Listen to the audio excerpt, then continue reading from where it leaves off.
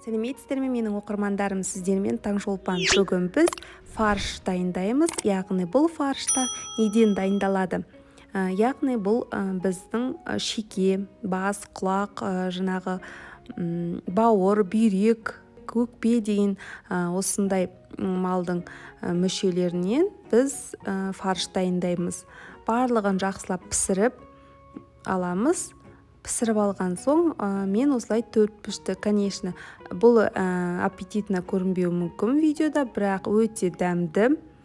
Барлығын мен турап блендерден өткізіп алғам. Піскен күйінде барлығын блендерден өткізіп, салафанға жеке-жеке салып, өзіме керекті мөлшерде аз-аздан қылып салафанға салып аламын. Солай мен заморозкаға, морозильникке салып сақтап қоямын.